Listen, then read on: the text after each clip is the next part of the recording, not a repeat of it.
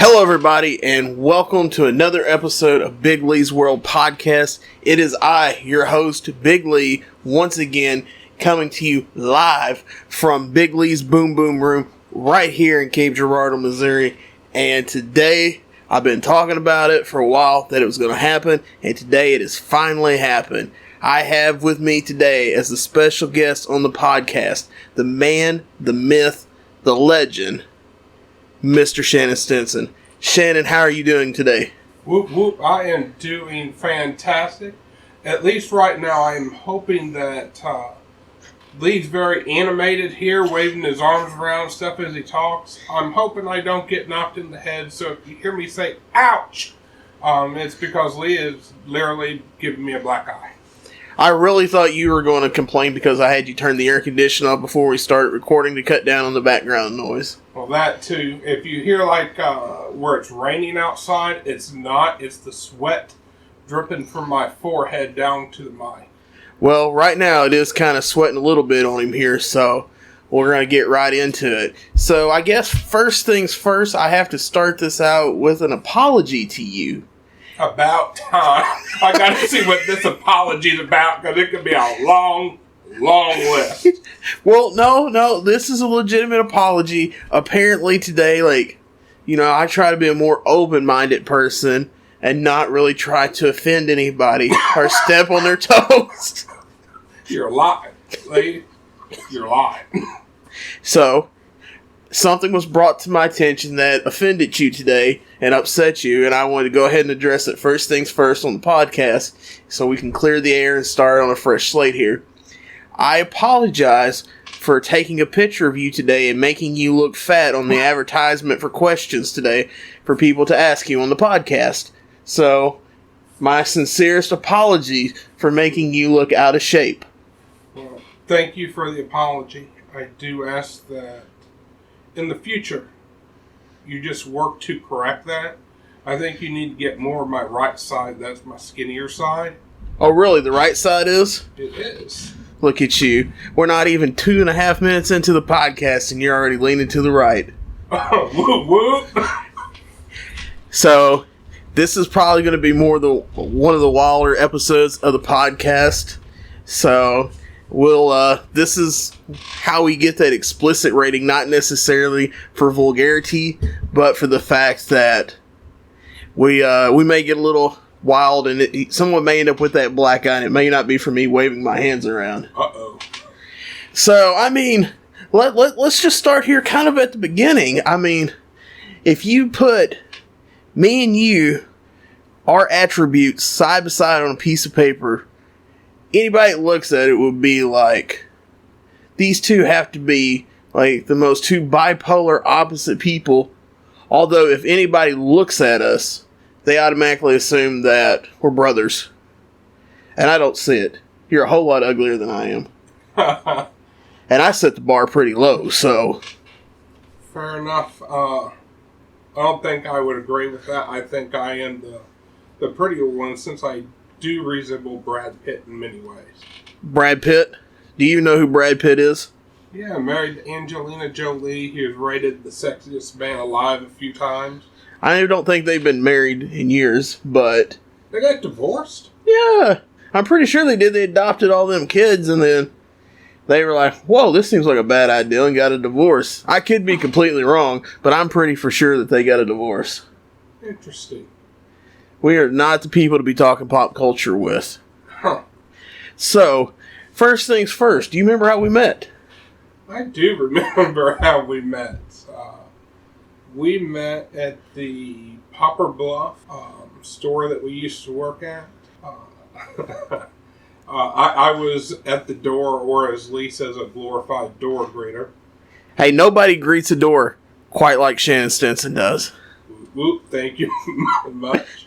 And I ended up going to lunch with him. During that lunch, I thought I was going to die, because we went to eat at the KFC buffet that was across the street during lunchtime. Neither one of us really wanted to drive there, so we ran as fast as we could. in between cars to get to the KFC. I mean, let's be honest here, though. If a car would have hit either one of us, it would have done more damage to the car than it would have us.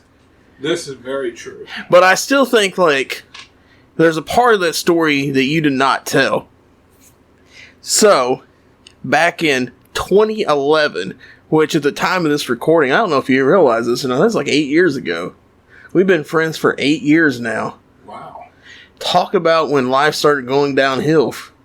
This is true. For me, I mean, it was an upgrade for you. Mm-hmm. But, yeah, we both worked for a mobile communications company, and it was kind of interesting, our situation, which I want to hear more from you about yours and how you ended up in this situation. I know how I did. I know that we were both set to work for the same store down in Sykeston. However, when we both got out of training, our store wasn't ready to be opened yet, so we got, I don't want to say displaced, but we were pretty well sent somewhere else to work in the meantime. Now, I know that I was still living down in Gideon, and I was having to go to Cape, and I know that that company had a certain, I don't call it bylaw, but a policy to where if you were X amount of miles from where you lived to where you worked, they had to put you in a hotel. So after about a week of me having to be in a hotel, I had a meeting with what would then be the store manager for our store in Sykeston, and it was like, hey, can you put me in Poplar Bluff to train while we're getting the Sykeston store ready? Because y'all don't want to really put me in a hotel for a couple more weeks. And it's a whole lot easier for me just to go from Gideon to Poplar Bluff. And instead of going to try to do the hotel and going all that fun stuff. So they agreed and they sent me to Poplar Bluff, which I was glad they did because I think we got a unique experience that others didn't. Because it kind of felt like, and I don't know, I'll get your opinion on this here in a second as well. It kind of felt like with the way that everything was laid out, as far as like with the locations of the stores, Poplar Bluff had a completely different vibe from what Sykeston had and what Cape had, and even only up to Farmington. It was something different about Poplar Bluff, which I really liked. But how did you end up in Poplar Bluff?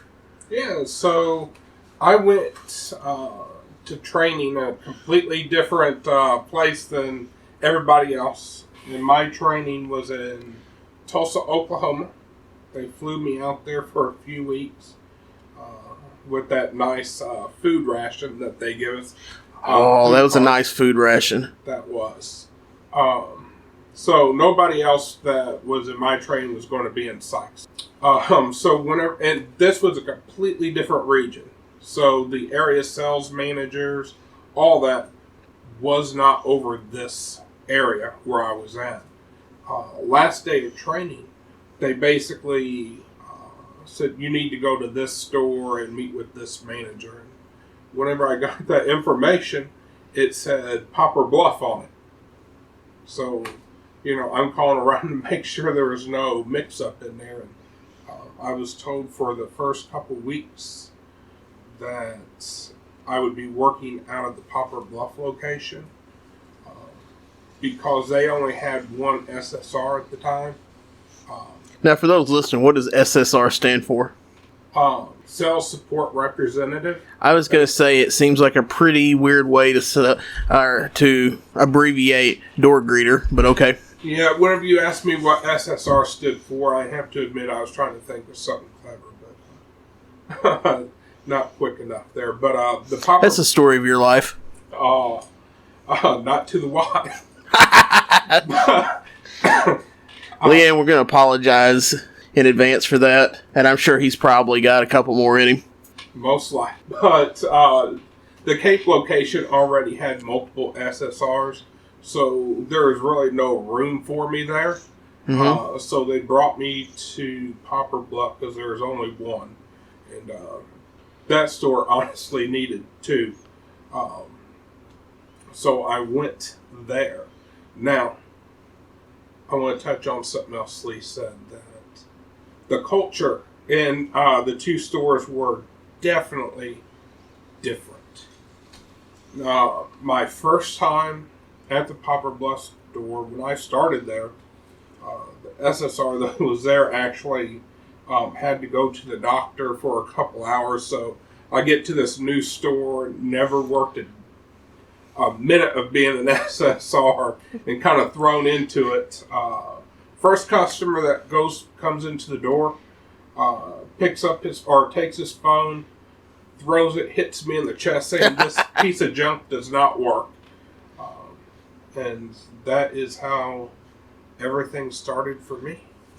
See, I'm glad that we both kind of had a similar experience there, because I'll never forget my first customer at the Poplar Bluff store there for the mobile communication company.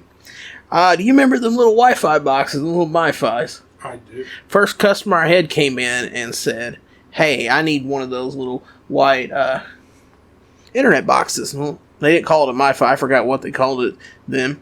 And I was like, "Oh, great! Look at this. We're getting paid. We're getting paid on adding new lines of service here. Awesome!" So I go in the back. I get it. This is my excitement. I'm ready. I get to the register. I don't think I remember in training how to do one of these. I don't even, they kind of taught us in sales training how to do, like, phone lines, upgrades, things like that. But I don't remember them teaching the air cards. That's the word I was thinking of earlier, air cards. So I was just kind of like, oh, I wasn't expecting this right off the bat. So once I got that, and then I kind of was, getting my feet wet there, and then I talked to the SSR. See, not always the glorified door greeter. No. I mean, you were still in training, so you weren't glorified yet. This is true. And I forgot what it was, but I remember the thing that got us to start talking to one another. Was both bald and fat? Well, I mean, besides that, we both walked from one end to the store and we were out of breath sweating like, whoo, why can't they let us wear shorts and sandals here? Mm-hmm. But, whatever it was that got us talking, asked each other about wrestling. And, you're like, you watch wrestling? And I was like, well, yeah. And then kind of the same reaction. It's like, wait, there's someone else here that watches wrestling? Which is kind of interesting now, because fast forward 8 years and neither one of us really watches the WWE. Unless we're kind of, just thrown into it or there's literally nothing else to do. I agree. I typically don't like watching TV shows that are not any good, so that's why I no longer watch that. I can relate to that. That's why I quit watching Fox News once they got rid of Glenn Beck. Oh, and it begins. I think we're at like the 13-minute, 15-second mark there, so let that be the benchmark of where this starts. But no. So, honestly, this kind of shows you your poor judgment in life. Because not only did you meet somebody else that watched wrestling and be like, wait, I could be friends with this person, knowing that, and look at him, and he's a wrestling fan, and he drives a little old red truck with stickers on the back.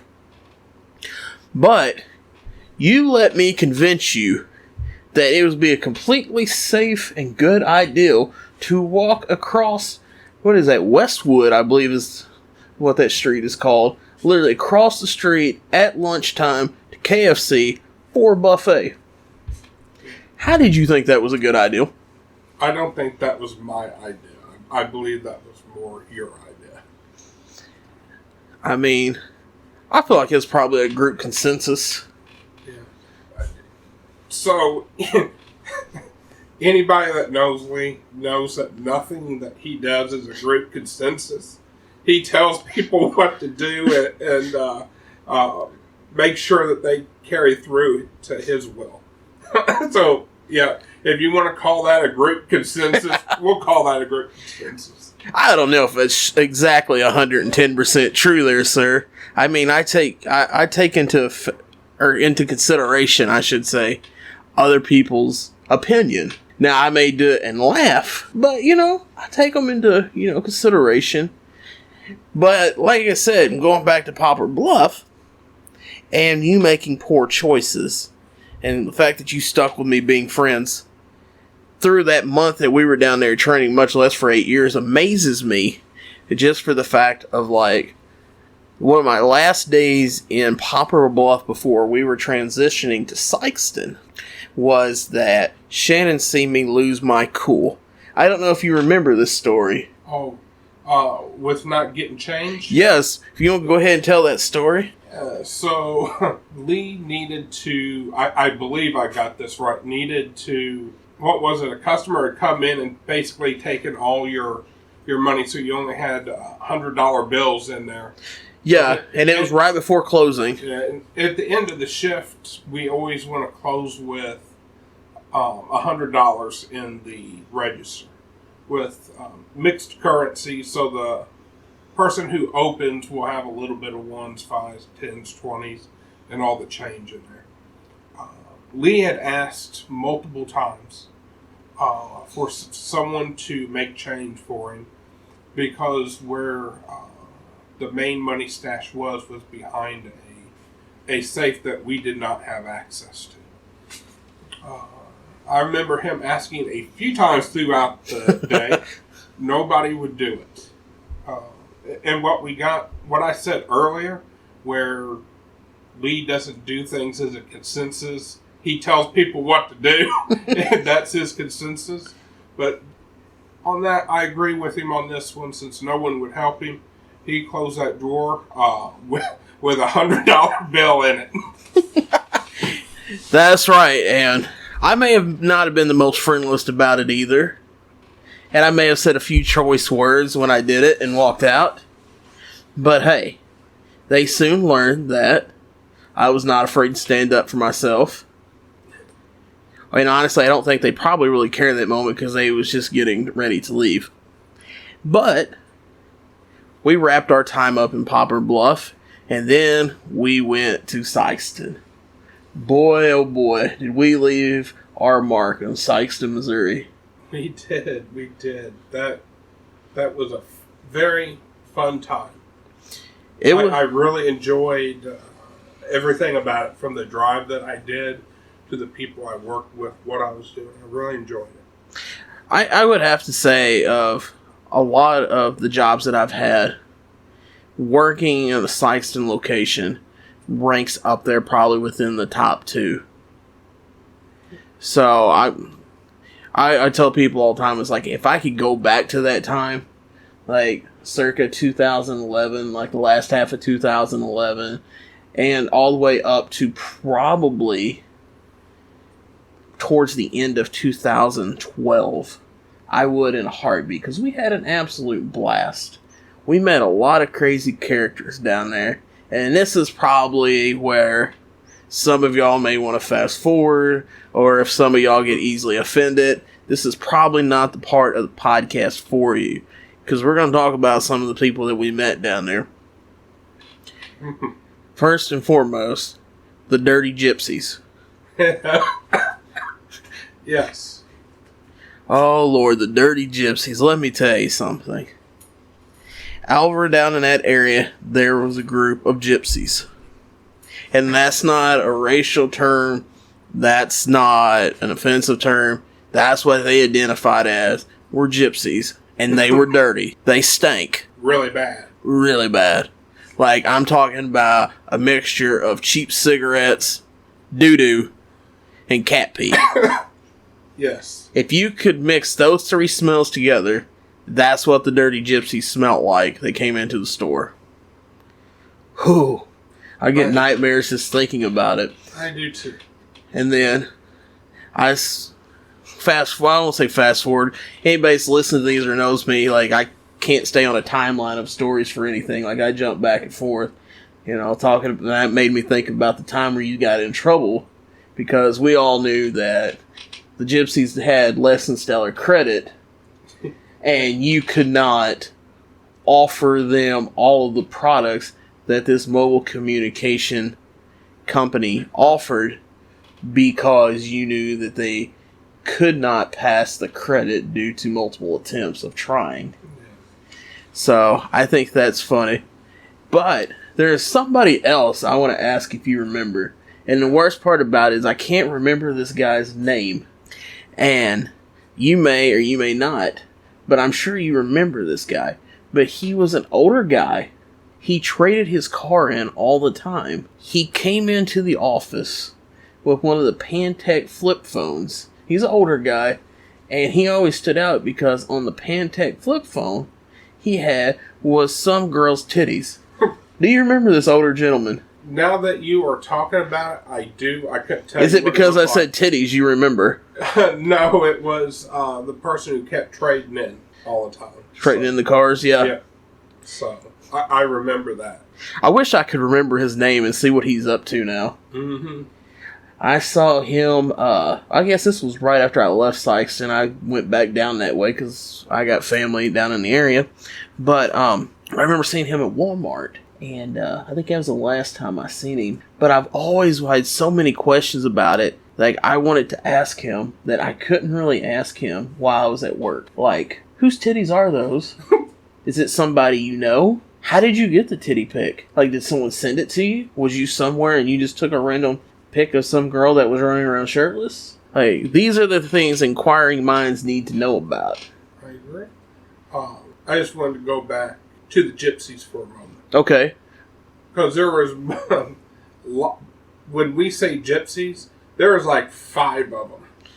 They would almost all come in at least once a week. And I try my best to keep things clean, but not offend customers. I would always try to take a mental note of everywhere these people have been. And I don't think you really needed a mental note to see where they've been, because, I mean, you could smell them. This is true. And I tried to clean off that area very thoroughly. Oh, yeah, there wasn't strong enough Lysol to get rid of that smell. This is true. I mean, that was... Whew. I have nightmares tonight thinking about that smell. What stands out to me mostly from it was the mom's long fingernails. Oh, yes. Just imagine fingernails like 5 inches long, curled under, and not very well kept at all.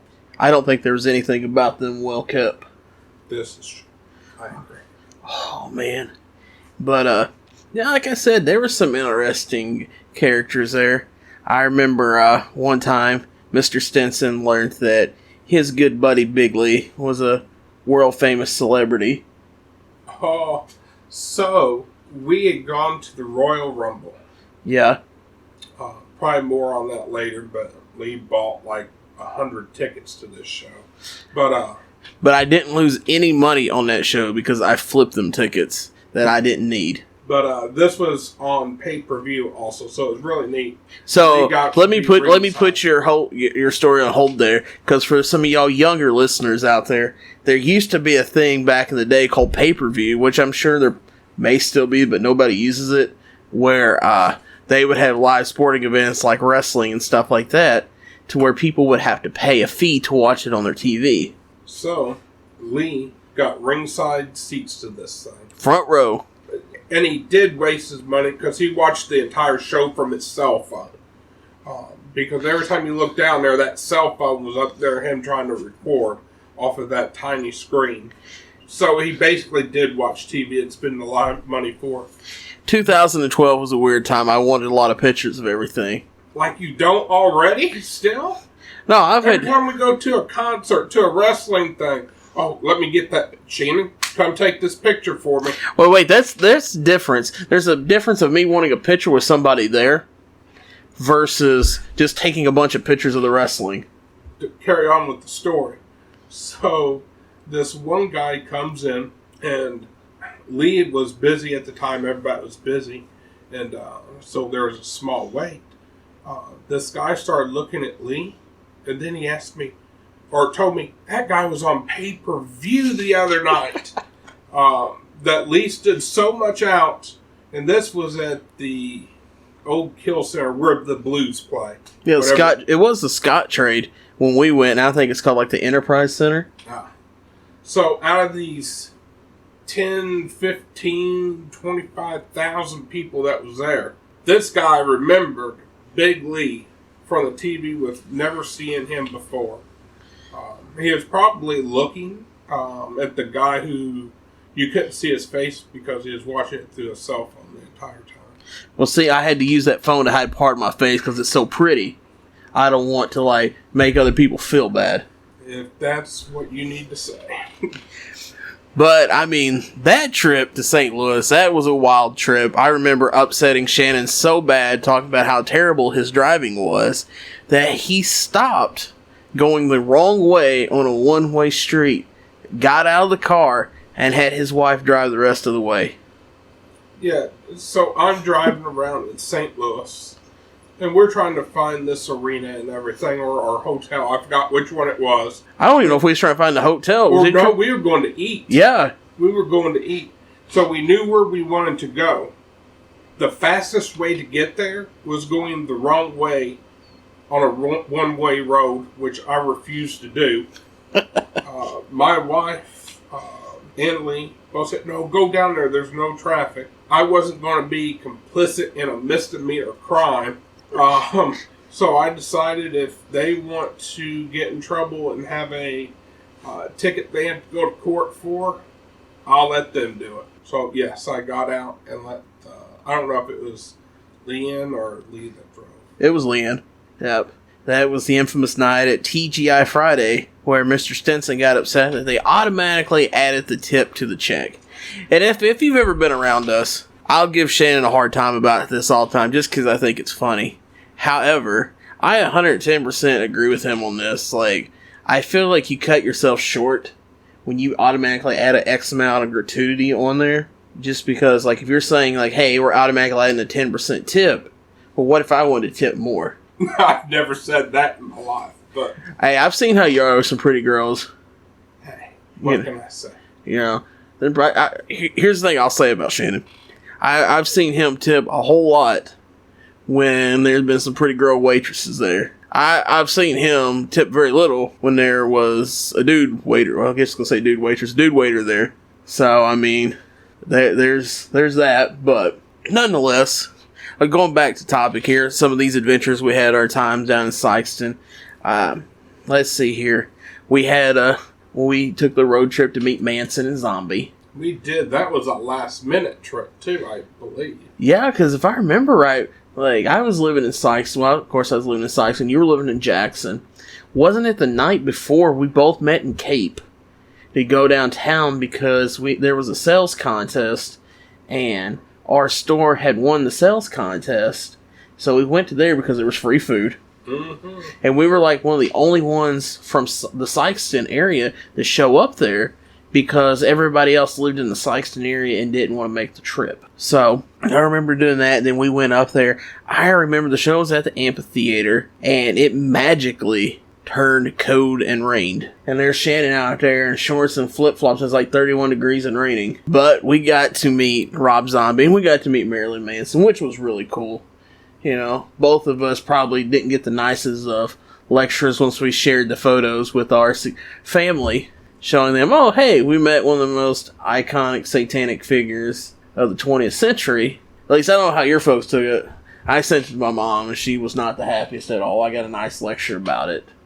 But I can look at Shannon's face, and I can tell he has a story he wants to tell about that show. And I'm going to go ahead and let him tell that story about the show. Oh, not only do I have a story, I have a follow-up question with it. So, while we're waiting in line, so how this went is we got in early to do a meet and greet with Rob Zombie. Then once the gate to where the actual concert was being held opened, we were the first ones to get in there, so we got front row. Well, while we're waiting in line, there's this girl that is basically throwing herself at Lee. They had similar tastes in music, liked the same things. Lee was even going to give numbers, exchange numbers and all that. She offered us a place to stay that night after the show. Yeah, that would not have flown with Princess. But she asked, because we went there and was eating or drinking a soda or something there, and she asked, hey, keep my spot here. I need to use the bathroom real quick. And Lee was like, okay, I'll be right here for you. About that time, they allow people to go down in the pit area Lee was not going to wait. Lee ditched that girl, and he never saw her again. So I looked for her that night in the pit and everything, and I never saw her, so I don't know what happened to her. So, follow-up question that I promised. So we know about this girl, and there's been a few other ones. So I just wanting to see what stops Lee from actually admitting going out on a date or something with a female. I mean, it's got to be a date. Like, I have a lot of friends. Well, what do you consider a date versus just going out? What's the difference? Mentally being told beforehand that it's a date. You know, actually putting on the collar shirt and the jeans. You know, being all fancy. Well, I guess it's probably not fancy to most people. But coming from a person that wears t-shirt, shorts all the time, or t-shirt, shorts, and sandals, for it to be a date, like, it has to be something fancy enough to where, like I said, I'd wear a collar shirt or something like that. Well, let me ask you this then. Instead of faking who you are by wearing the collared shirt and all that, wouldn't it be nice if you met a girl, let's say likes wrestling a whole lot, likes the similar kind of music that you do, and actually likes and wants to spend time with you of how you're dressed every day? What would be wrong with that girl? Well, I would probably have to go find... Or brings you over chocolate cake and all that. What would be wrong with that? Probably have to go find her by a unicorn. What's that supposed to mean? You know, to find somebody like that existed. Oh, really? Yeah. I don't know. I don't think you have to look that far. Well, I mean... Or, you know, somebody who realizes, hey, I love wrestling. I know Lee likes wrestling too. I'd won tickets or something. Let's go with Lee, and we want to ride together, and then afterwards, like a double date maybe with another group of friends. What would be wrong with that? Wouldn't that be a date? Nope. Nope, don't see it. You don't see it? Nope, sure don't. I'm not Mr. Slick Playboy Bunny over here, dude, who had 2 girlfriends at once and tried to get them to be friends. Let's tell that story here, homeboy. Oh, wow. So, well, I did not have 2 girlfriends. Oh, you didn't? I did not. Well, I had 2 girls that were friends. So the story from that was, and it's still kind of that way today, I'm absolutely horrible with directions. Yeah, that's true. Bad with them completely. I was working at a retail store in the mall. And I became friends with this one girl that started there. And she knew that I liked the rock band Kiss and all that. So she knew you had poor taste. And she was from around the Chicago area. Great city, love Chicago. Yeah. So we just worked out. Hold up a second, I gotta tell y'all, Shannon wore himself out trying to stretch to grab a soda here. He had to take a breather and try it a second time. So this girl was from Chicago, and she didn't have any friends here or anything like that. I didn't want to go to a concert by myself, so I said, hey, I will buy tickets if you're willing to drive.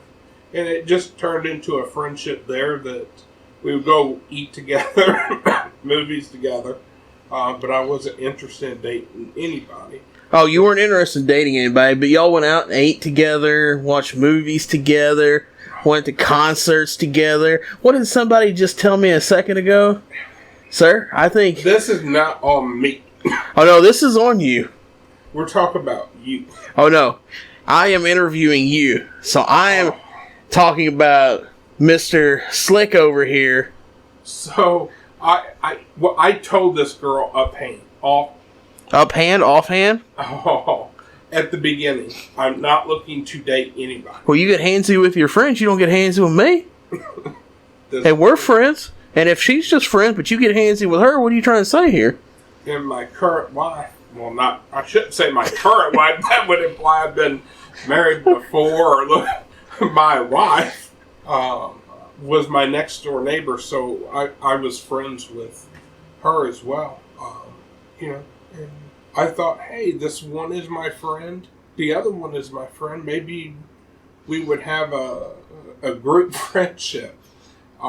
Yeah, buddy, that's not called a group friendship. That's called a threesome. Well, I wasn't looking for that, but I thought, hey, I'm with one Sir, of my friends. I've known you for 8 years. I'm already called BS on that story.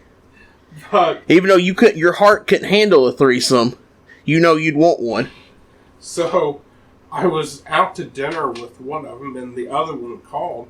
I was like, hey, I'm with my other friend. Here, you two talk to each other. That was the most uncomfortable moment I have ever shared with anyone. Them two talking, because they did not know each other, but they absolutely despised one another. What do you think they absolutely despised one another for? Because I was clinging onto that false thought that, hey, I haven't been going on dates. These are just friends. The same thing that I'm seeing you do right now. You know, so you're passing judgment on me because you say that I should be trying to date instead of just having friends. But you've known me for this long, and you know my track record. Not passing judgment, just... like you didn't pass judgment at St. Patrick's Day? Yeah, so St. Patrick's Day. Oh, Lord. We go to see a band that Lee really likes. It's the Tone Deaf All-Stars. Shout out to Darren and the team out there with Tone Deaf. We love y'all. I know y'all should hopefully have a show coming up soon, and we're going to try to make it out there. So support your local music, support your local businesses, wherever you are, whether you're in Cape, St. Louis, wherever you are, support your local scene, because that's how things happen. But Lee was up there listening to the music like he normally does, watching it through his phone. This really pretty girl, and I mean really pretty girl, gets up and starts dancing right next to him.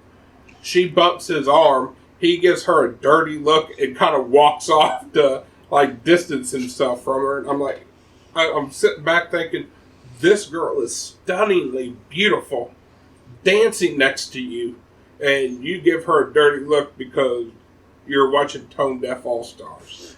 Hey, that shows you my loyalty to Tone Deaf All-Stars. that was a low moment in your life. Buddy, they don't even register some of my low moments in life. You know, that's...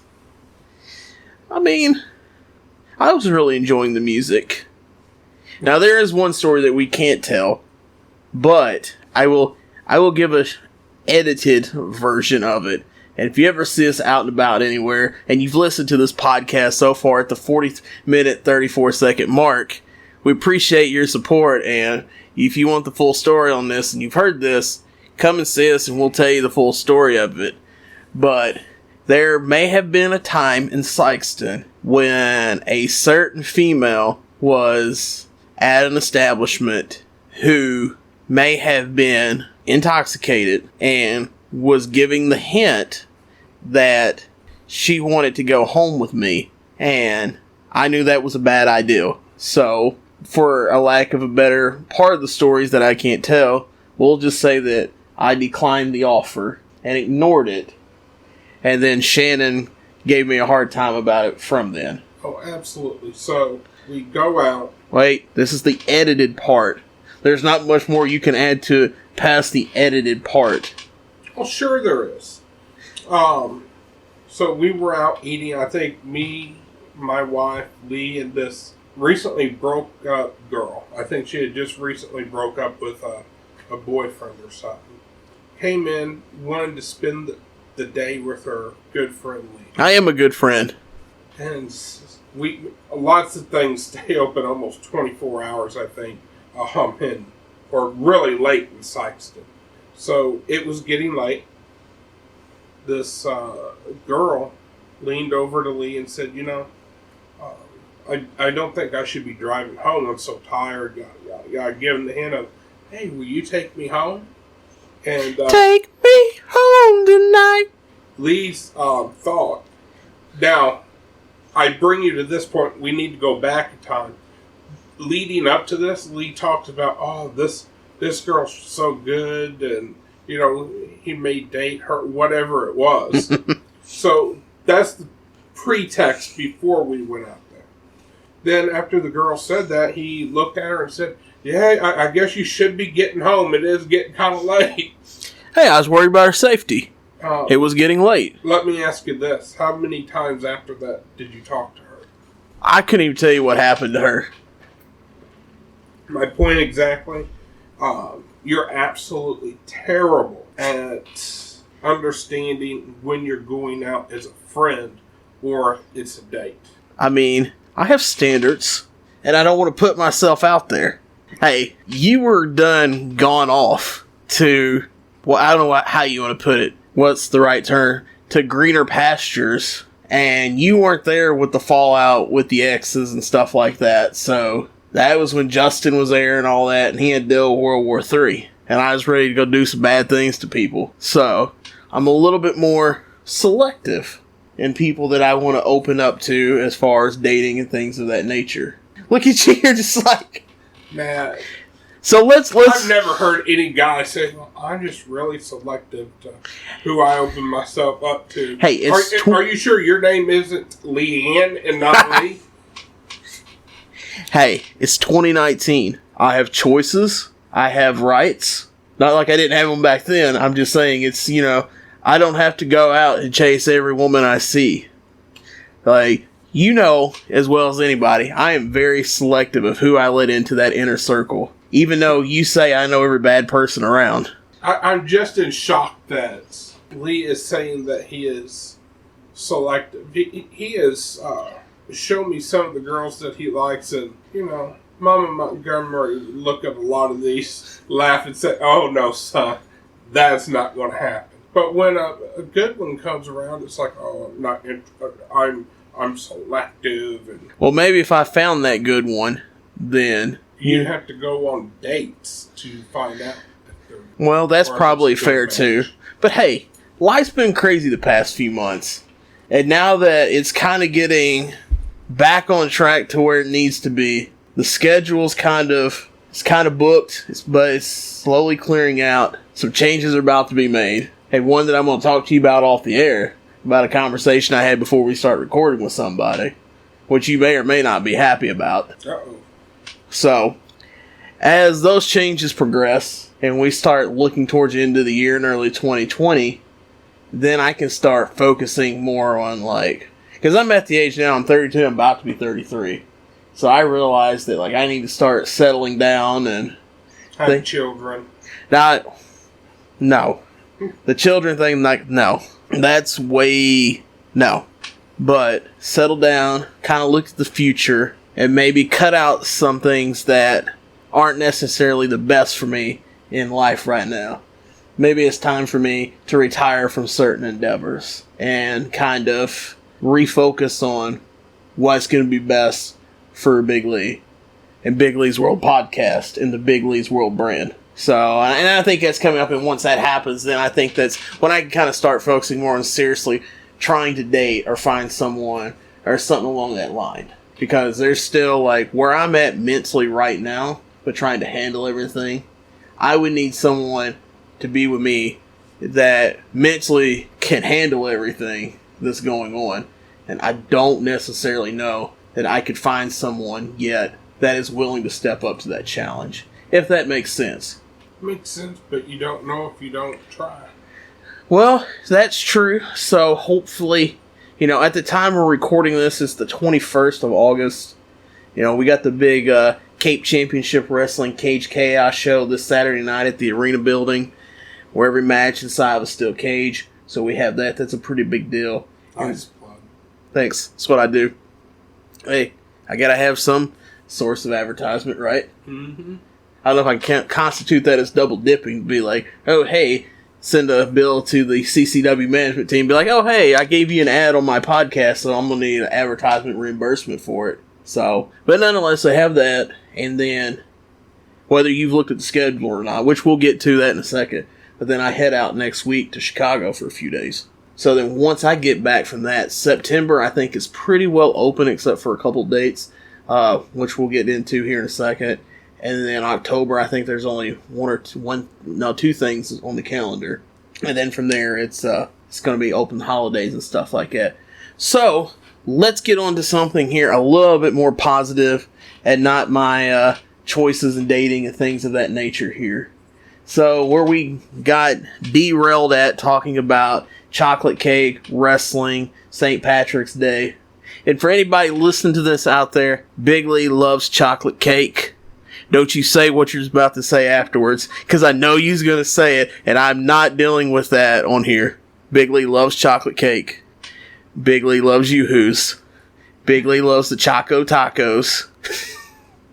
So Big Lee loves chocolate.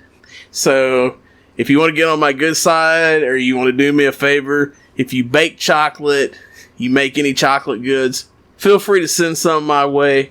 I would love it. I love chocolate. So if you're listening to this and you're like, hey, I deal in chocolate, I need to make Big Lee some chocolate, I would most definitely appreciate it.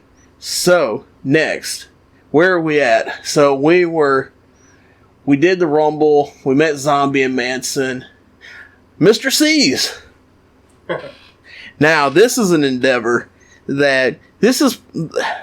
I feel like I am a person who is very open-minded and is willing to try things that may or may not be the most I won't say safe, because that gives a bad notation to it, but I may not be known for doing the most healthy for us, I guess you could say.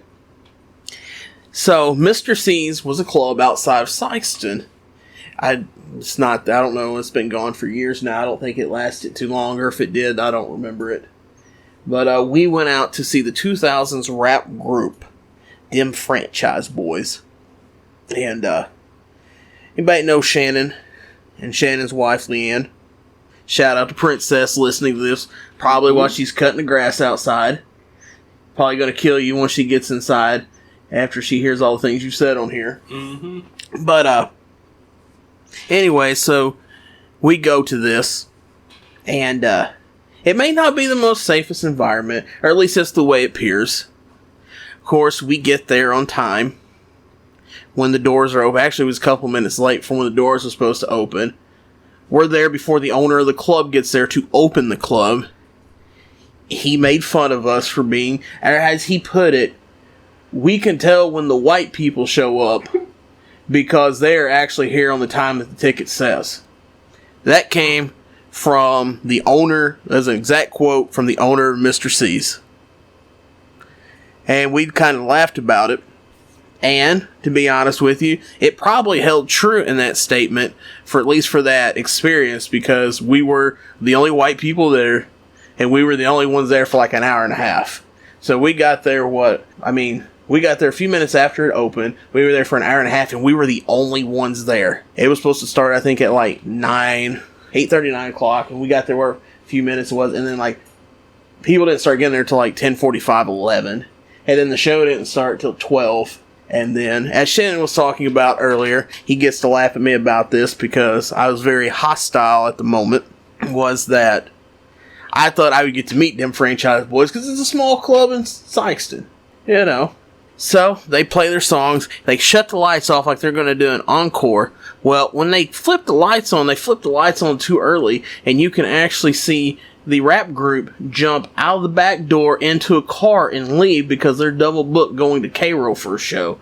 And I did not get to meet them. And I was so mad about that. But as Mr. Shannon can attest to you here, we did stand out for that show, not just because of our skin color, but because we had a bad habit of wanting to mosh. Very true.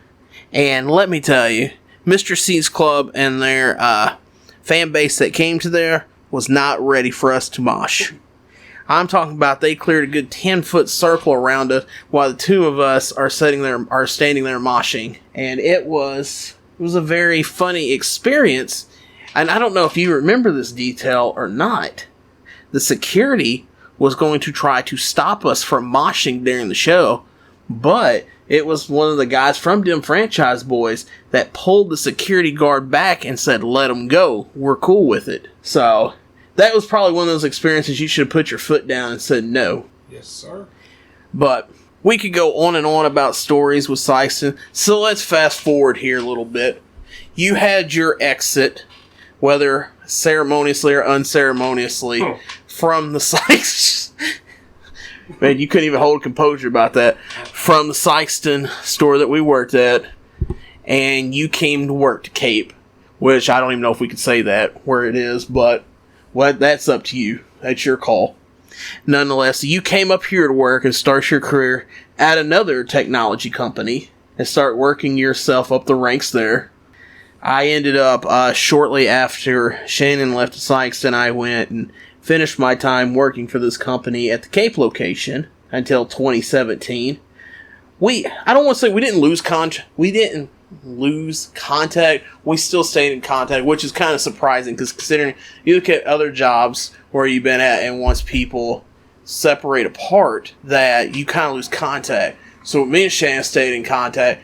Some of the adventures got cut down a lot. You had some surgery. Yes, sir. That was the transgender surgery, correct? The snip snip? No. But it did have to do part of that area. Well, that's true. That's true. So we got to hang out from time to time. We went to some of his endeavors. I know right before the surgery, he had a gathering downtown we all went to, things like that. We went to a couple shows. Really, anybody who knows us knows one of our favorite bands is the band Head PE, which we've seen probably way too many times. Yes, sir. And one of my favorite experiences seeing Head PE was when Shannon got to meet his idol. Shannon talks a lot to anybody about how I am with getting to meet people, and how that's my main goal of going to shows, is wanting to actually meet the people that I see. Well, Shannon had this experience as well, and he was like a giddy schoolgirl. He was so nervous. That was the time he got to meet my friend Rush, most notoriously known as... P.O.W. What does P.O.W. stand for? Pimp on Wheels. Pimp on Wheels. Let's talk about P.O.W. Shout out to Rush if you're listening to this. You know, coming from Cape Girardeau, two of your biggest fans here. We need to pick up that new t-shirt. So, if you like underground hip-hop and you want to learn more about that, hit up Rush, hit up POW, check out some of his, get some of his CDs. He's got some cool t-shirts out there. He just released a new one. Make sure you hit him up on Facebook. Tell him Big Lee from Big Lee's World sent you, and he'll hook you up. He'll take good care of you. So, for anybody, POW, Pimps on Wheels, Rush is in a wheelchair, so he really owned that gimmick, as we say in the wrestling business, and he is a juggalo rapper. Was the word that I was looking for. Whoop, whoop. Down with the wicked clowns, right? Mm-hmm. You didn't throw the hand gesture there, even though they can't see you throw the dub. No, that's not. I'm going to throw you out of here. Anyways, so Shannon's seen a couple of Rush's shows, and he becomes a big fan. And I tell him I've become friends with Rush by this time. And we was talking, and I was like, so what if I get you to meet POW? And he just looks like, wait, what? You can do that? Well, yeah, I'm Big Lee. Not that I've known Rush now for years and become really good friends with him, like I said earlier. So, I remember going up, Shannon was kind of walking around Pops. Shout out to Pops, man. We ain't been to Pops in a long time. Probably since that, Guar, Hatebreed, Ringworm, Miss May I show? Yes, sir. Last year. We need to make a Pops trip. We do. And I may actually have that next Pops trip for us, because I've been looking at some of the shows coming up. Kind of not really seen anything just yet that would really fit us. Maybe Twisted and Cottonmouth Kings. Ooh. But one thing I do see coming up there is December 21st. My good friend KLD has a wrestling company in St. Louis called Glory Pro Wrestling, and they're doing their Unsanctioned 2 show December 21st out at Pops. And if you're not familiar with it, the Unsanctioned show is more of an adult theme, where it's wild and uncensored. And that's right up our alley, which we will get to that in a second. So anyways, shout out to KLD, shout out to the guys at Glory Pro. They're doing great work there. If you're in the St. Louis area, make sure you check them out.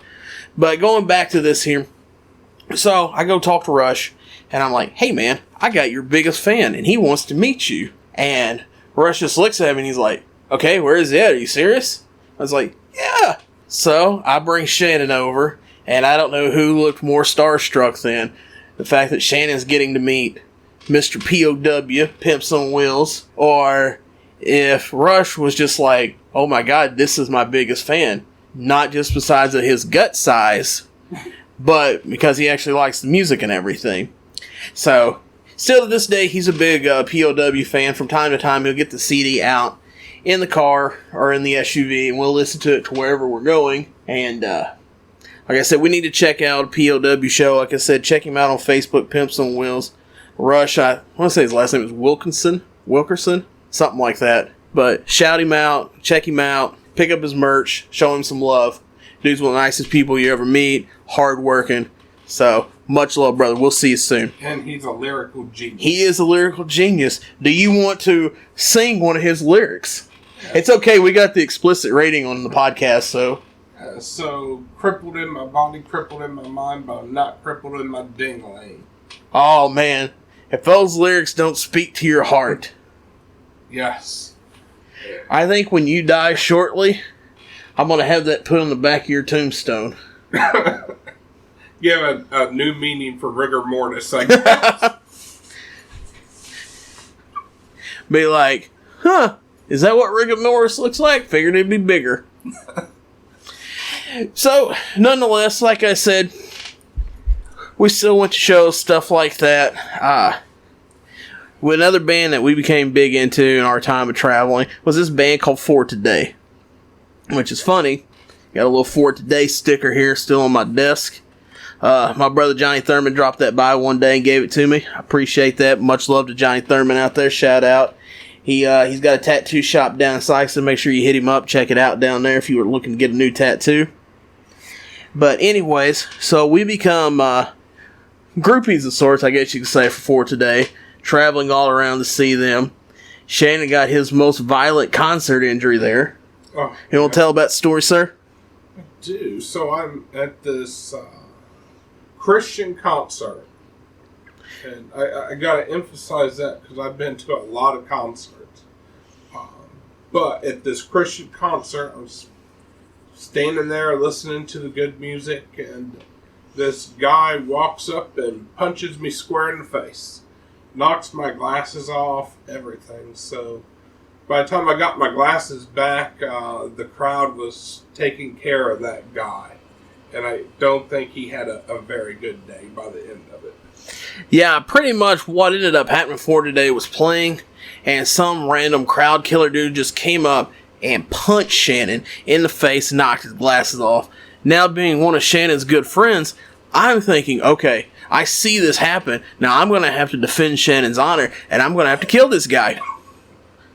Like, I'm ready to throw down. And then next thing I know, time I realize, like, okay, let's go. Someone else has already done came up and, like, beat the hell out of this guy. And, like, they're throwing him out of FUBAR. So, that's probably one of my favorite concert memories with you. I don't know why, just seeing the fact of you getting decked at a Christian show. Or you didn't talk about the time that a girl took you and threw you down on the ground. I mean, this female, we were in the front row, but this girl wanted to be in the front row. So Head PE and Soul at FUBAR. She took Lee, threw him on the ground. I mean, flat on his back. Threw Shannon like 6-7 rows back. Like, I mean, this girl's also like 900 pounds. Like, no joke. Like, she went and stood on the front row, and half the front row disappeared. Like, she was a big girl. Mm-hmm. Imagine the Michelin Man in a dress. Yeah. So, that was crazy. And I just want to point out to you, fast forward till the other month ago, when we went to go see Slaughter to Prevail and Body Snatcher and Traders in Springfield. That crowd may have been chanting 666, but you didn't see no fights break out there. Just want to point that out to you. Oh. So anyways, like I said, point of this, we ended up going to like shows while we both worked at different places, but we still hung out. We went to a bunch of the, like I said, the ICP shows, the ICP wrestling, the Christmas party there, For Today shows. So we had a lot of fun. Taking the wedding photo with Alien Ant Farm Singer. That was a trip. But, like I said, all bad things must come to the end, as Motley Crue says. And my time at the mobile company that I worked for in 2017 came to an end, and then it was time for me to move on. And then the opportunity came up shortly after to go work with Mr. Stinson at this mobile company that he works for. And we are back in the field again together. Look at this. Whoop, whoop. Whoop, whoop. And let me tell you, he regrets co-signing them hiring me to this day. No.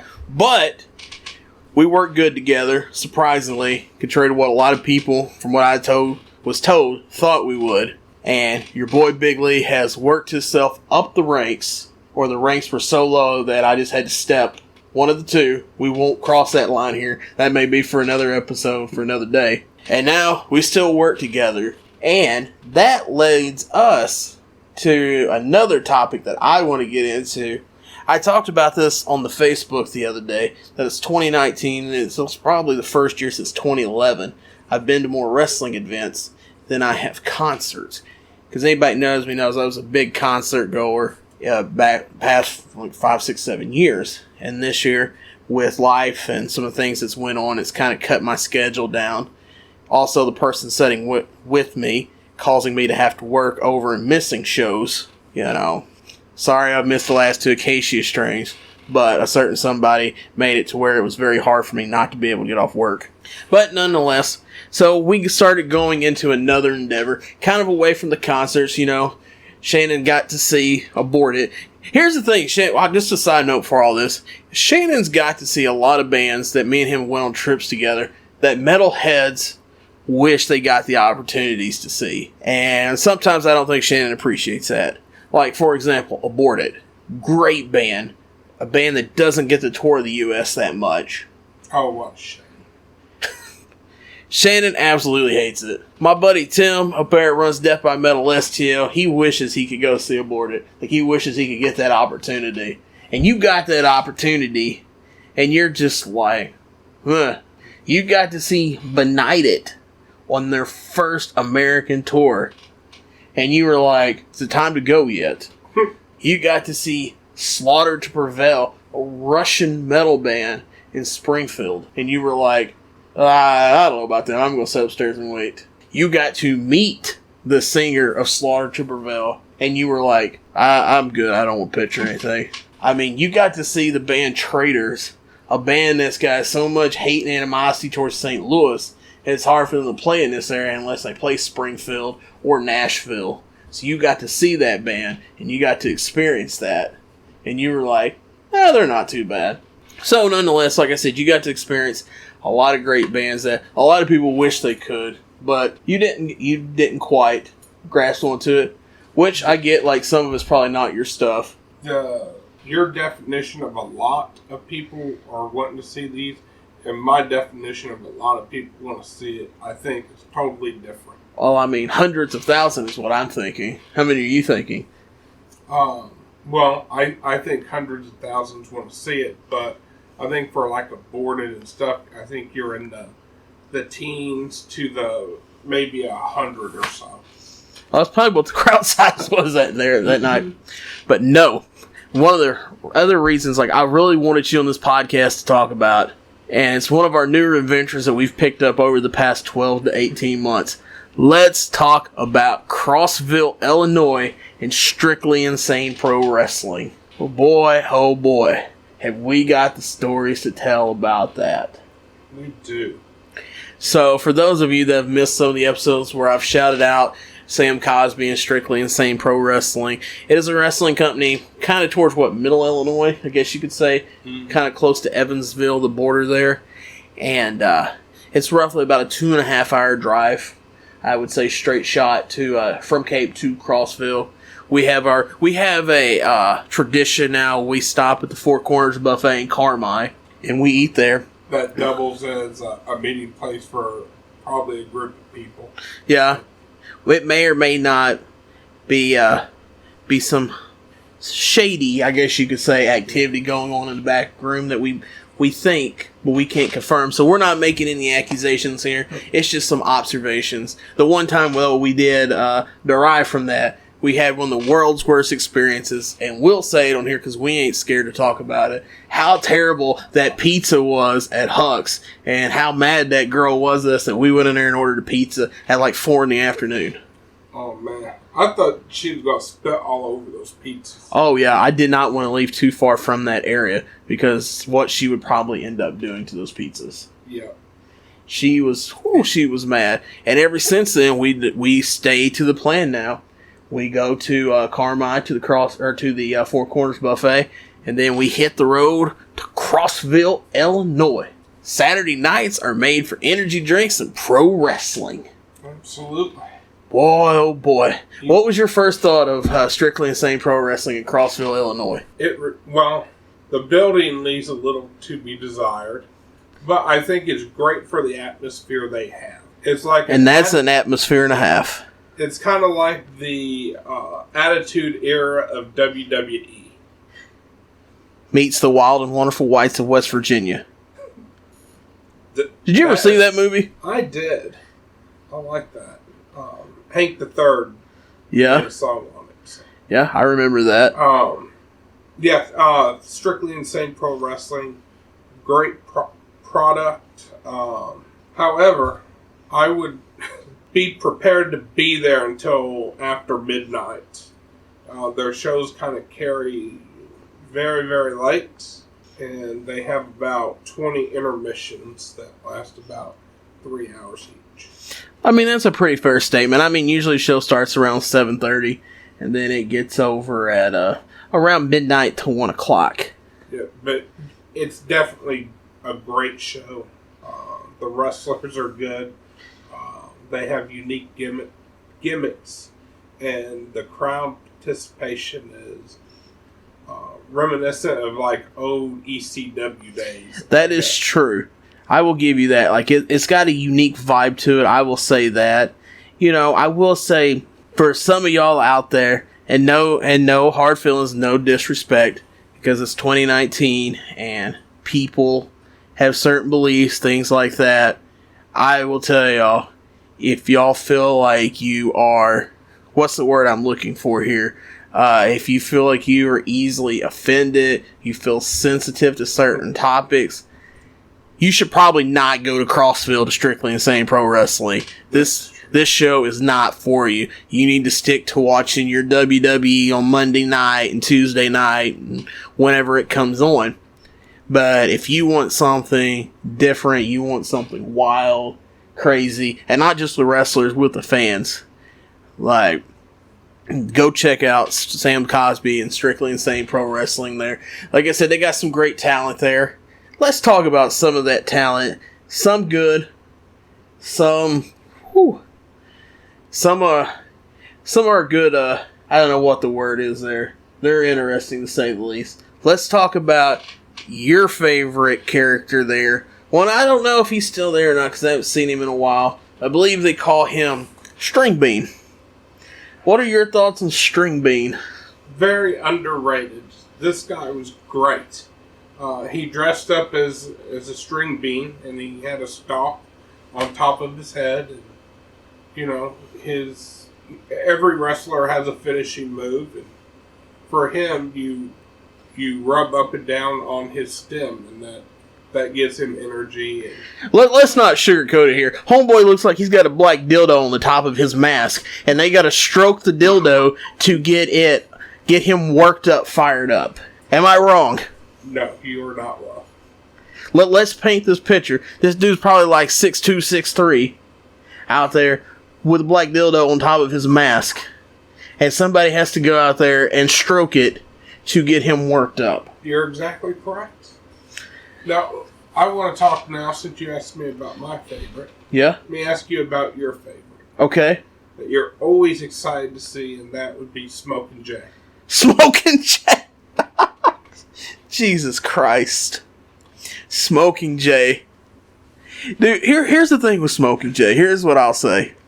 Dude looks like he's been in the business for a long time, and I respect that. That's awesome. You know, I've heard different stories about him, how he is backstage and things of that nature, but overall, it's not necessarily my cup of tea, the gimmick. It's kind of a little silly, and I'm not overly a big gimmick person there, or anywhere, but I will say that he can work the crowd, whether he's face or heel, for that market there. And I think it'll be interesting to see how Smokin' Jay's character develops which as soon as I said that, you started laughing. The way his character develops now that Illinois, starting January 1st, is going to have recreational marijuana legal. Oh, that's going to make Cross melt. But, wow. Didn't think about that one, did you? I did not. Because I don't think people in that town hold off much on it now as it is when it's legal. I think they will not be able to get off their couch or anything. It may actually shut down Strictly Insane Pro Wrestling because the weed's just going to have everybody in a comatose state and not show up for anything. I don't know about that. I think it may maybe get some more people out there. They can get a little baked and go down to the old gym and go see some wrestling there. But we can go back and forth all day on some of these characters here that we see that we get we laugh and poke fun at.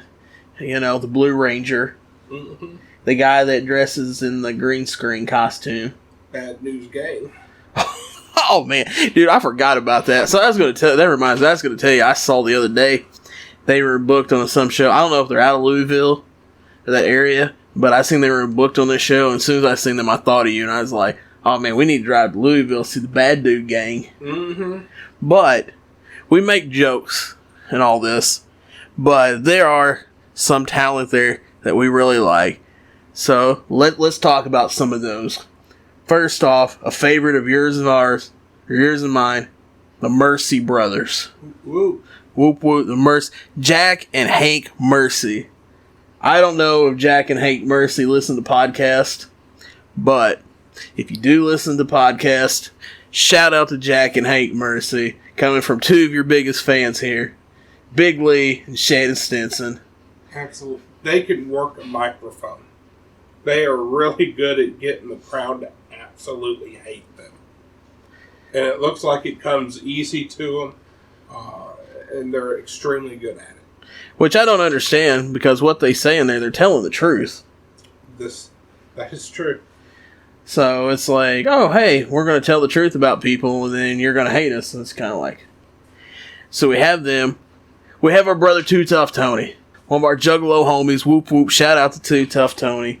You know, he's always great to us. It's always good to see him when he's at the show. So, then, you know, our other brother, recent GCW Deathmatch Hall of Fame inductee, Madman Pondo.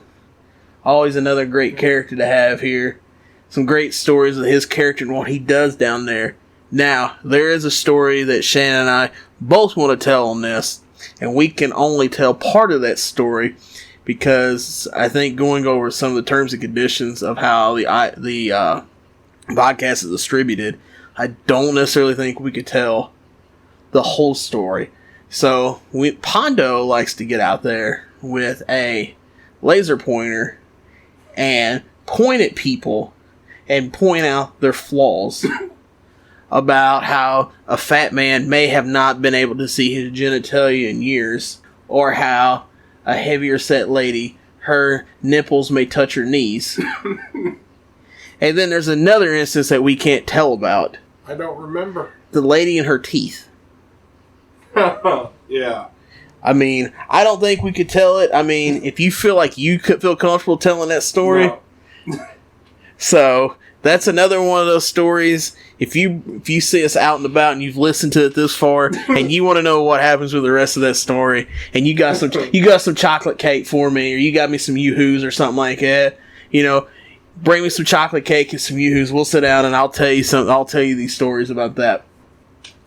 Next on the list, two of our other favorites, well, probably the last two on this list. I mean, there's some other people that come in time to time. My good brother Roger, y'all know him as Matthias. He works at CCW with us from time to time.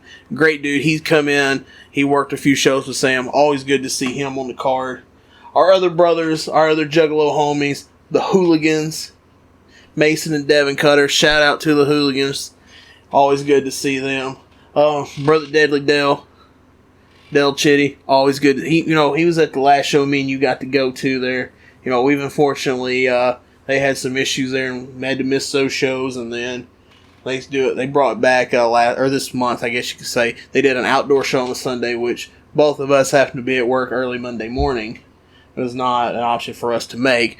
But we are planning to be there at their next show, September 14th, Crossville, Illinois, at the Old School Gym. I plan to be there. Mr. Shannon, do you plan to be there? Absolutely. All right, that's what I like to hear. So, like I said, they have some people come in from time to time. And overall, I think you hear different stories about it. But I think it's the mindset that you go into it with. We both go into it as we're going there for an overall experience, dealing with the crowd, dealing with the fans, dealing with the wrestlers. All in all, I think we have a good experience there. Now, let's talk about the last two people on the list. Two of our favorites, and who have become pretty good friends of ours over time. Cash Borden and Marley Knox. Absolutely. Shannon's like, that's all I got to say is absolutely. I'm waiting for Cash to play CCW. You're waiting for Cash Borden to come to CCW. I am. Man, you know what? I am waiting for Cash Borden to come to Cape Championship Wrestling. So, Cash Borden, if you're listening to this, which I'm going to make sure I tag you in this, just so you have to listen to the whole thing to see where we talked about you at on this, we're waiting for you to get your stuff and get ready to come to Cape Championship Wrestling. I'd definitely be interested to watch his R-rated gimmick in Strictly Insane to have to go to more of a PG up here. Well, actually, what that's going to look like. So actually with Cash can do both styles, which is really cool. Actually, I don't know if there is a company, another wrestling company over in like Marion, Carbondale area. They're called Stride Pro Wrestling. It's ran by a guy named Heath Hatton. And he actually just the other night, I think it was, well, the time we're recording this, I want to say it was Friday night. They actually put the big belt on him. They put the heavyweight belt. So he's like a dual champion there. You remember Ultimo Dragon in the 90s? Like where you belt collector? That's what Cash is going to end up being probably, is the belt collector. So, you know, maybe he gets his stuff over and he can make his way over across the river to Cape Championship Wrestling. Maybe there'll be a belt here waiting on him as well. Absolutely. I think the last one we're going to talk about is Miss Marley Knox. Marley Knox. I love Marley. She's like one of the most awesome people I've met. I mean, what was that? I said I bet you do love her. I do. Like, she is awesome. I've become friends with her over the past few months, and like, she's awesome. Really great person to talk with. She actually, here's the thing. She actually just competed in her first death match, which she did really good again. She did really good in. She did up in Chicago at the Summit. And she just got announced earlier this week that she's getting ready to do her second death match. She's actually part of a death match tournament down in Memphis for a JC Rotten down there in Pro Wrestling Trainwreck. So they're doing a 2-day death match tournament. So and she's in it versus I think it was Sabrina Hex. And so she's part of that. So I mean, she's making strides where she goes. She told me about a couple other bookings that she has been offered, as far as like different spots in the country that she's looking to get booked at. So I think it's pretty awesome. I think what people see, with her, people see what's on the social media, and I don't think that they realize like there's another person behind that. Like there's a legitimate person behind it, and I think that people that see it, they get distracted and they don't understand there's a business behind that. And I think, well, especially the people in Crossville, for one, like, they all boo her and say all these terrible things about it. Which, I mean, let's be honest here. Marley is the most attractive person in the building in Crossville. Besides me. Well, I was going to say besides me. So, sorry, Marley, we're going to have to rank you there somewhere in the top. Well, I'm not going to say the top 3. I was going to say the top 2 because I would be number 1. She would be number 2. And, I mean, that shows you the standard of people in Crossville. If Shannon's up there on the highest of the list of how people look there. Yes. So that says something right there. But nonetheless, like I said, she's making great strides in what she does here. We've had some endeavors as far as like talking with her in between shows and stuff like that. Shannon has a story to tell about her and her ex-boyfriend and us meeting her ex-boyfriend. You don't remember this? I do not. How did you forget this story? So I will tell the story. Oh, is it the doofus kid who wrestled there once that came in a suit or something? I don't remember if he came in a suit or not, but yeah, he was not the brightest in the world. Oh, yeah. So, since Shannon failed to tell this story... That wasn't a boyfriend, that was just a fling. That was a lapse of judgment on her part. Yeah. We voted here, and that was a lapse of bad judgment. But anyways, so this knucklehead that she was dating at the time, well, Shannon and I were sitting on the front row. She came over to talk to us, and she introduced us to this kid. I'm not going to put the kid over, because we're not even going to that. But anyways, so the kid, she introduced us to the kid, and the kid starts to try to get himself booked at Cape Championship Wrestling through Shannon. Marley is telling him, hey, you can't, no, don't, he's not a part of a wrestling company. And she tries to tell him this multiple times, and he don't stop talking. He's literally trying to sell himself to Shannon to get Shannon to book him at Cape Championship Wrestling. So Marley just stops and just lets him continue to go on this spill. And then finally, Shannon just looks at him once he finishes talking. Is like, yeah, you're talking to the wrong person here. Like, I have nothing to do with a wrestling company. I work for an internet company. And from the way that you are, you would probably not get booked at the internet company either. That is correct. Shannon's like, yeah, no, I wouldn't book him at the wrestling company, or at the internet company, the wrestling company, or the McDonald's. So, like I said, shout out to the people at Strictly Insane. Like, some great people we've met there, some great workers, some great talent. Like I've said before, I do plan to have both Cash and Marley on here as a guest going down the road. I'd love to have Pondo and Tony on here as a guest. I'd like to have the Mercy Brothers on here. I don't know, like I said, if they're down with the podcast and all that, but you know, if they're interested in doing it, they can reach out, and I'd love to have them as a guest on here. So, like I said, shout out to all of them, especially, like I said, shout out to Cash, Marley, Mercies, Hooligans. Who am I forgetting here? Shout out to Roger. Shout out to Tony Pondo. And Demon Kid. Who? Demon Kid. Oh, no. Once again, and all the great parenting. Yes, the great parenting of Crossville, who let their wasn't it the Demon Kid's parents whose kid got kicked in the head by somebody because the kid was running around during the match, and they did a move where one of the guys came over the top rope, and the guy kicked the kid in the head because the kid was running around, and the guy couldn't stop. Time that he realized the kid was there at the floor, and then the parents got mad because they didn't stop the match because their kid got kicked. Yeah. So, yeah, nonetheless, I remember that now. So, Mr. Shannon, now we're going to get to the questions. Ooh. People actually had questions to ask on that picture that may not have made you look large. Okay. In the wrong areas. Okay. So let's see here. First, we're going to check out the Big Lee's World Facebook page. So make sure to follow us on the Facebook at facebook.com/Big Lee's World for all things Big Lee's World, including podcasts, concerts, wrestling, movies, all of that stuff. Favorite places to eat, which I'm really upset that you didn't bring me anything to eat. Well, there's only one category under favorite places to eat: buffets. I mean, do people not eat buffets? Sure. Or bring me chocolate cake? Mm-hmm. How come you didn't bring me a chocolate cake? Because I'm not your girlfriend. I don't know about that.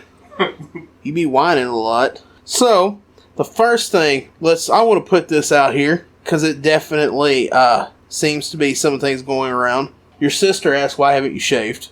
Yeah, I actually was going to shave my head today, but because I didn't think I was going to go over to the in-laws till later, but I'm going to shave this weekend. I probably won't tonight, but I probably will tomorrow night.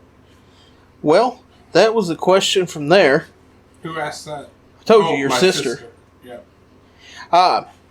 So, one thing that constantly gets pointed out, what's the story with your nipples and why are they always hard? Man, I think it must run in the family. But they're just... So hard nipples run in your family? Yes, I guess. Man. Yeah. I told you two can play at this game. Yeah. Yeah, but they're always erect. I guess I'm always happy. Well, I didn't know if it was because you got to see me and you knew you was going to do the podcast, so your erect nipples. All right, let's see here. So first thing is Tori Crabtree. Shout out to Tori. Let's see if I can guess questions that they're going to ask. Okay, what do you think Tori had to ask? I mean, you could have seen these as well, so I mean...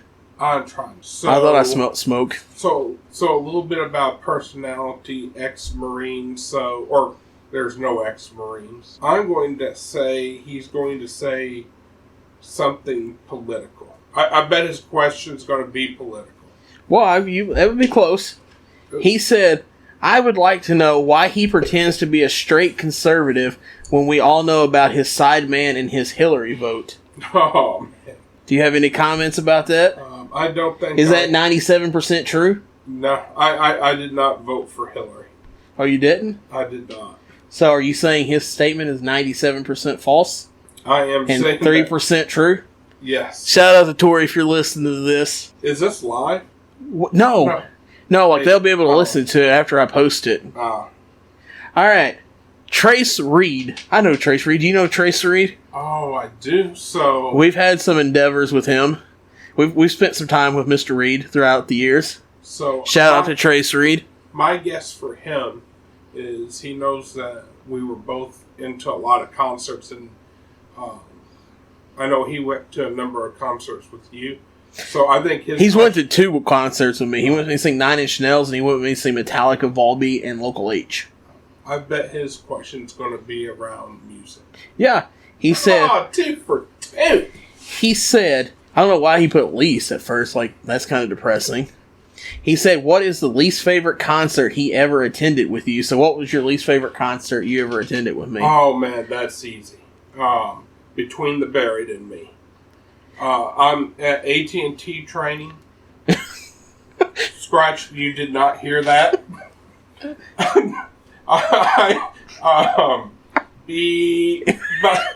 I'm in training.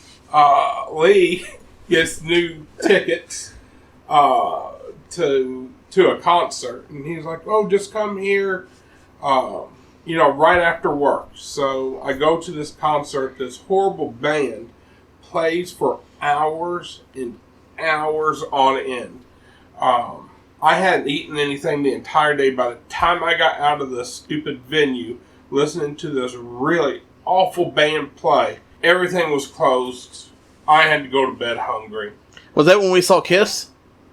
Oh, no. Kiss is the greatest of all time. That's not true. But yeah, that would be the worst concert. You didn't even say who it was. Between the Buried and Me. So, what's crazy with that is, like, Between the Buried and Me was the headliner, but, like, one of the greatest bands I ever got to see live, personally, was the opener, which was Job for a Cowboy. Job for a Cowboy was good. They should have headlined. They should have headlined. And they need to hurry up and get back with getting the music put out. A girl queefing would have sounded better than... Kiss? I agree. No. Then, I'd say I was waiting for you to finish it. Oh. So, he also said, what was the most favorite concert experience you've had with us? Oh, wow. My favorite concert would have to be the one we talked about earlier, the first Head PE show at Food Bar. Yeah, because here's the thing about that show. It took forever for Head PE to go back to Food Bar, because Head PE, Jarrett said, like, he would never go back to Food Bar. He hated it there. So, alright. Ken Murphy has a question for you. Do you know who Ken Murphy is? Is this one of your CCW guys? Ken Murphy is one of, like, the manager type over the Cape Starbucks out there by the interstate. He is also a partner in Cape Championship Wrestling. He also is the manager, runner, owner of Cape Comic Con, the newly established Cape Anime Con, and coming in October, the Cape Fear Con, which is a horror convention. With an H, not with a W. Wow. I'm amazed. I want to go to the horror convention with the H. Oh, okay. Or, Yeah. So... Shout out to Ken Murphy. He's going to ask a wrestling question. Yep. 3 for 3. He said, ask Shannon if he believes Dory Funk is the greatest pro wrestling champion of all time. Dory? Is that relation to Terry Funk? Yeah, Dory Funk was the less successful, less popular, less talented brother of Terry Funk. Well, for the sole reason of I don't know who he is, I'm going to say negative, and the greatest WWE champion of all time, Stone Cold Steve Austin. Man, that's a tough one. No, it's not. Stone Cold Steve Austin. Man, I feel like Flair. Did we say WCW or WWE? Well, he actually said pro wrestling. Still Stone Cold. I will give you Stone Cold, Ric Flair, you know, Undertaker. 16-time world champion player. Dylan Higginbotham. Is it Botham? Dylan? Shout out to Dylan. We can't pronounce your last name because... let me see if I can make this 4 for 4. He is... I don't think he watches wrestling, so it won't be a wrestling question. He only really listens to country music, and you know you don't. So he's going to ask something personal about me. That's my final answer for what his topic is. It's going to be something personal, not wrestling or music related. Wrong. Oh, wow. So, Dylan asked, I think the world needs to know which boy band is Shannon's all-time favorite. Are you an NSYNC, a Backstreet Boys, or a different boy band fan? His personal guess is you're a 98 Degrees fan. Well, you left off the very first one of New Kids on the Block. Well, I don't think that's like in the boy band genre at the same time. So I think it's got to be around that mid to late 90s, early 2000s. I would if I had to pick one, I would say NSYNC, just because I really enjoy their Christmas album. The wife has a tradition when we're putting up the Christmas tree, we must listen to the NSYNC Christmas CD. So, but not the Insane Clown Posse Christmas CD. That is true. These are two different bands. Although I'd probably be more impressed with the Insane Clown Posse Christmas album. Which I think, is there a Christmas album by them? I know there's a couple of songs. Who? ICP. I don't know. Because, I mean, I feel like there probably should be if there's not. Yeah. So, alright. So we are coming at about an hour and 40 minutes of this bad boy so far. Oh, wow. I didn't think this thing was going to last a half hour. I bet my wife's wondering where I am. I'm pretty sure she knows where you are. You know, considering you left her somewhere. Yep. Just on the side of the road. Mm-hmm. Shame on you. So what is coming up in the future for Shannon Stinson as we wrap this up? First, is that all the questions? Yeah. Huh. Well, if you wouldn't have took 4 hours to take the photo today, we could have had it up sooner. Or the fact that if you wouldn't have belled again. Yeah. So, what is in the future for Shannon? I am going to Vegas. Woot woot. In October. Ready for that. It should be a fun experience. Going to go drive down the dirt road where Area 51 is. Oh, yeah? Going to see me some aliens. That's really about it. Normally, anything that I do is put through either Big Lee or my wife. I tell them both pretty much. I don't plan things. I'm spur of the moment type person for the most part. So just put it on the calendar and let the wife and you talk. And if they're in agreement, I can go. I'll go. So, I mean, because there's still a couple of events you're forgetting there. One, you didn't replug the SNPW show. Oh, yeah. Going to go. See? I live in the moment. So you can have these things planned. I'll forget. Are we going to go see Agnostic Front next month? I don't know. That because it's on... It's like the day before of the anniversary. My 10th anniversary. So happy 10-year anniversary, Leanne. Shannon? Known as Princess. Right. I'd rather just call her Leanne because we're adults. And she doesn't refer to me as Big Lee. So Crossville, potentially Agnostic Front. Mm-hmm. And then the trip to Vegas. Yeah. I didn't hear you mention anything about going to the CCW shows coming up. Like maybe one this Saturday night at the Arena Building in Cape Girardeau. Steel cage matches. Every match inside the steel cage featuring wrestling legends Homicide and Hernandez. Every match in steel cage. Doors open at 6. Bell time 7 p.m. Tickets $13 at the door. $20 gets you a picture inside the ring with Homicide and Hernandez inside of the steel cage. How awesome is that? And I will make the same deal for me. $25. You can have a meet and greet with me. I will take a selfie, so it's not like a pre-planned photo that I'll sign. I'll let you take your own photo with me, and I will sign one item that you bring to me. Any item? Any item. I will sign String beans, black dildo from his head mask? Hey, I will sign it. There you go. But, just as a CCW special, I usually charge $99 for that. I'm going to do it for CCW for $5. Now, we got a 50-50 split of that? Absolutely. So, you hear this. Mr. Shannon said that he was going to be at CCW this weekend, and he's selling autographs and photos ops. So, make sure if you see him at the show, you hit him up for it. So, anything else you want to plug? Any kind of social endeavors you're a part of? No, I think I'm good. No extracurricular activities? I don't think so. I lead a pretty boring life. I like to come home, watch YouTube videos. Yeah? What kind of YouTube videos? Various different things. I think last night I was... oh man, what was I watching? I was watching one of those videos, How Is It Made? Oh, yeah? Yeah. So I just like watching various different documentaries. Okay. So, I'm going to guess have to feed you some things here to get you to kind of promote. So, you're an active member in a religious community, correct? Yes. What are you a part of? I am a Christian. I attend First Baptist Church in Millersville. Is that the name of it? It is. Somebody asked me earlier, and I told them it was like a Millersville Church or Millersville Baptist Church. Yeah. So, First Baptist Church in Millersville, correct? That is correct. Y'all got any events coming up you want to plug? So, I lead a Bible study every Sunday morning, going through every book in the Bible. It's going to take a few years, so getting through the Bible is something that's on your bucket list. You can come Sunday mornings. It starts about 8 o'clock. Over with it.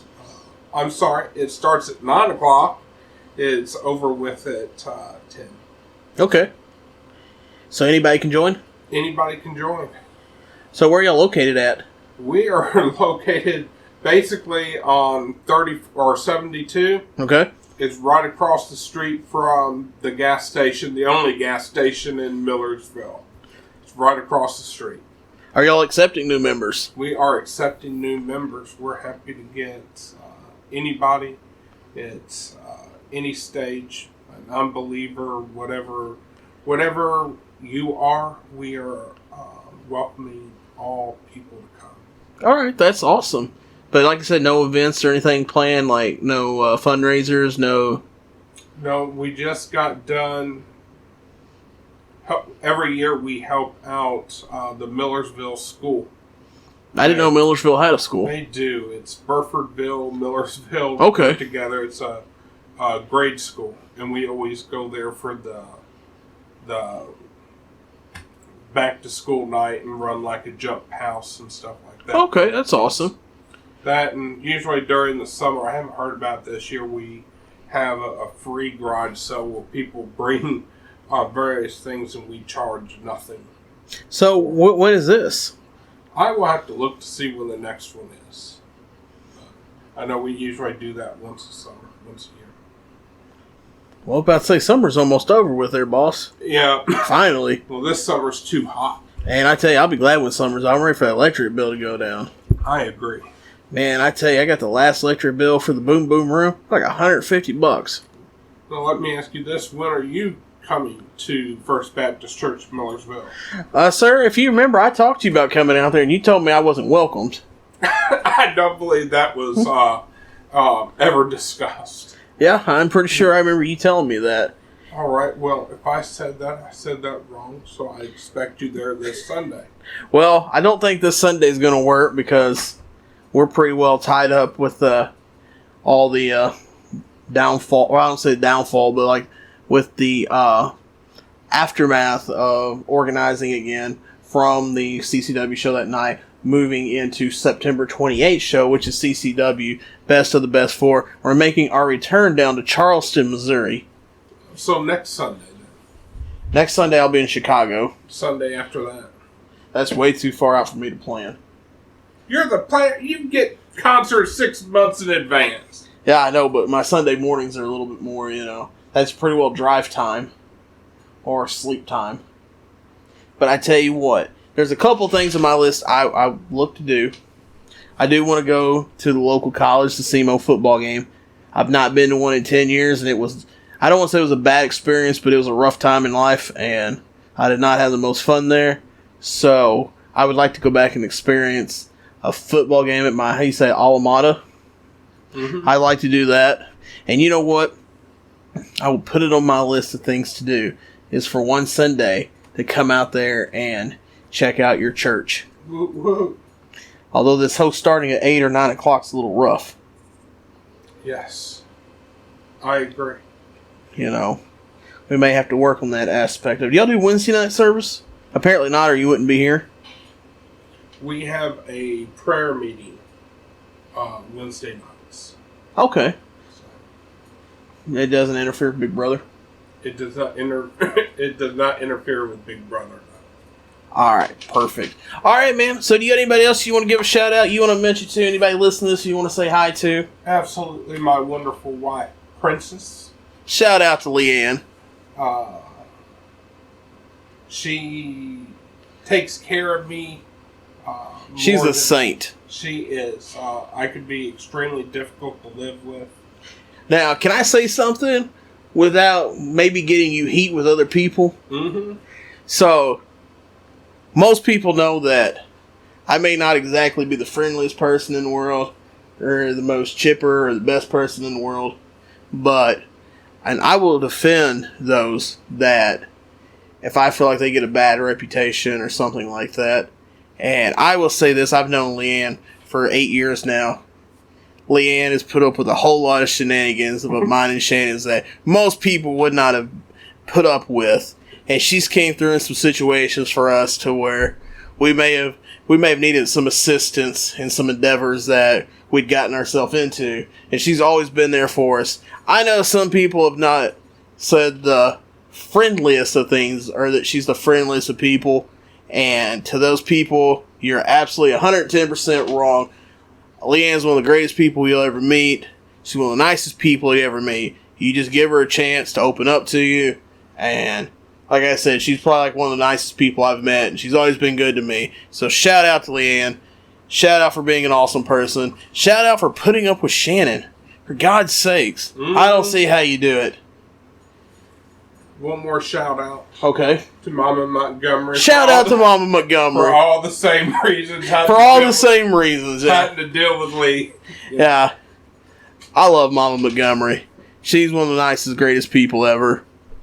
Like I said, she's put up with us doing some of the dumbest things ever. Even though she wasn't the happiest about us meeting Marilyn Manson. Yes. I've done a lot of dumb things in life, but I think that one really frustrated her the most. Mm-hmm. So, shout out to Mama Montgomery, shout out to Leanne, shout out to everybody listening to this. I really just like yelling the word shout out. Shout out to Shannon Stinson for actually doing this today with me. Where can people find you on social media if they want to give you a follow? This ought to be good.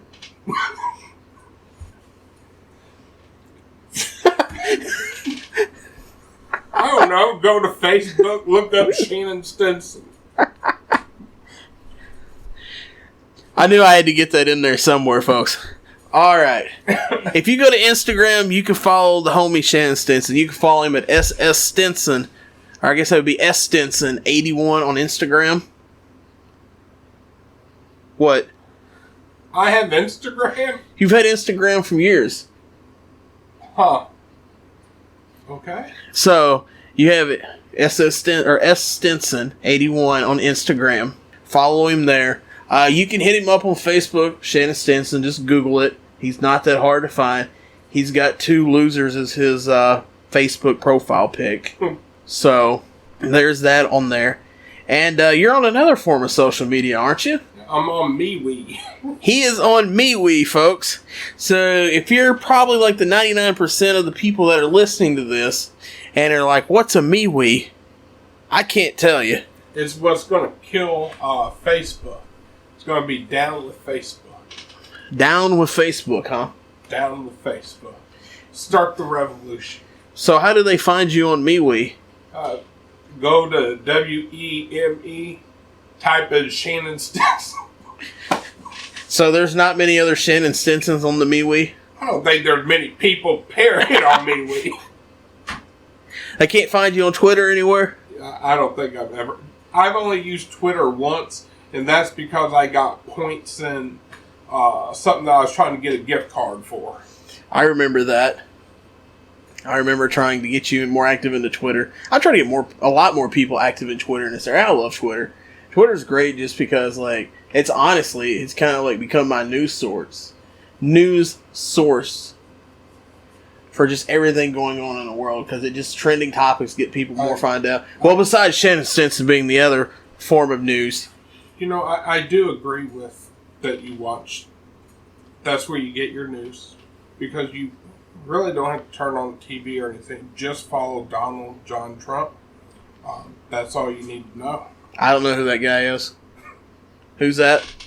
President of the United States. Probably not somebody worth my time following. Well, that's where you get your news, is Twitter. Yeah. I think I have some of those people blocked. Is there anybody else on Twitter?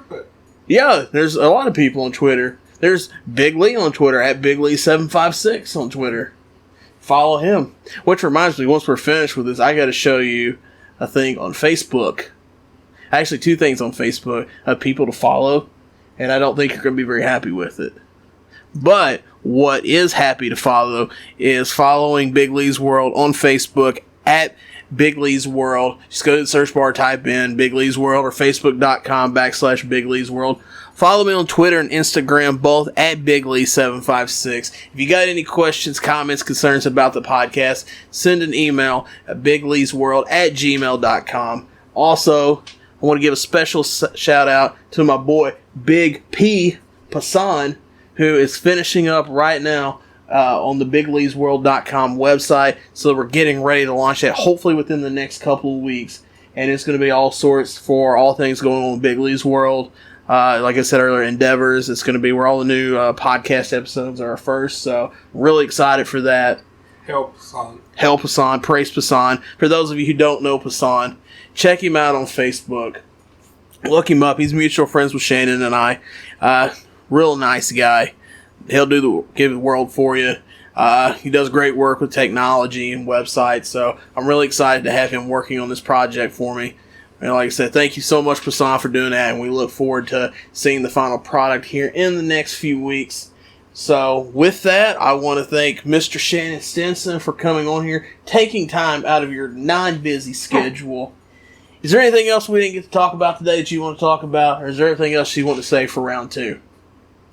No, everything will be round 2. Alright, perfect. Round 2 will be coming probably within a few weeks after we get another trip to Crossville under our belts and kind of get a little bit more organized here with some of the things that we didn't leave out, or that we did leave out, and some of the things that we can't talk about on here. Like I said, hit us up. You listen to it this much, we'll gladly tell you the stories off air. But once again, thank you, sir. As always, it's a pleasure. You've been one of my best friends for years now. I'm glad to have you as a friend. I love giving you a hard time. I know you love giving me a hard time. And I think that's what's kept us friends for all these years. I agree. All right, brother. We're signing off. As always, thank you.